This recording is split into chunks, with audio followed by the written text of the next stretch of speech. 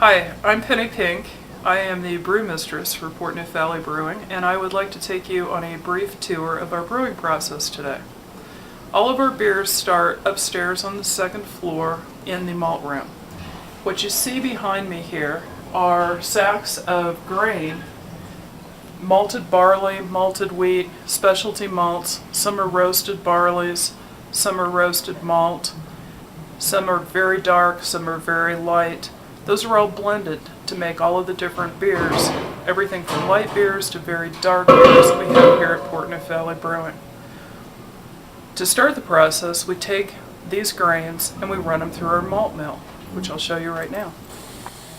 Alright, the first step in the process is we take the grains that we have. This is pale malt that we get right here in town from Great Western Malting. And we run that through our malt mill. So we run it down into the mill. And after it's been ground by the mill, it becomes what we call grist. This grist is basically just crushed grain into several pieces so that it performs well downstairs in our brew house.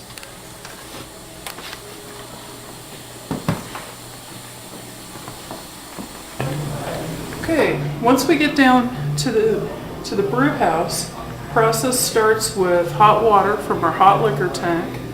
That water is transferred up through the hard pipe system into our mash lauter tun. We mix the grist that we ground from upstairs in the mash lauter tun.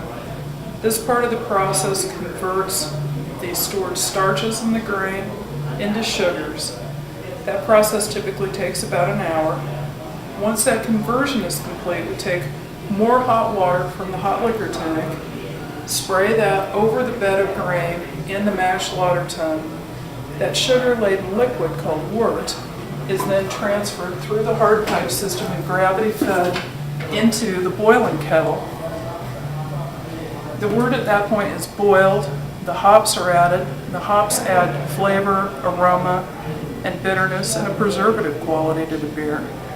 Once that process is complete, the beer is quickly cooled down using a heat exchanger that's located down underneath the wort platform, and the beer is pumped over into one of our fermenters. You'll notice that all of the fermentation tanks that we have in the brewery now are all glycol jacketed. This allows us to individually temperature control each one of our tanks such that we can brew both ales and lagers. Ales ferment at room temperature, lagers ferment at a colder temperature. Ales typically take anywhere from 7 to 10 days to ferment. Lagers are more in the 10 to 14 day time frame. Get those to ferment to completion. After the fermentation process is complete, then we transfer the beer over into our bright beer tanks.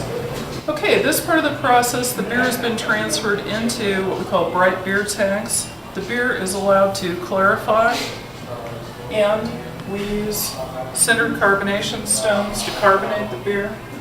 We have a batch of belligerent ass nut brown ale here, and it's being carbonated right now. We've recently transferred a batch of midnight satin into this tank. It's also being cold conditioned and carbonated. And then once the beer is clarified, then it's ready to be kegged. Most of our beer here at Portneuf Valley Brewing goes into Golden Gate kegs, like you see here. All of the beer that's on tap is served out of Golden Gates. Some of the beer that we keg goes into 5-gallon Cornelius kegs or half-barrel Sankey kegs. Those go out to distribution throughout southeast Idaho and also to customers like you. And it's ready to drink.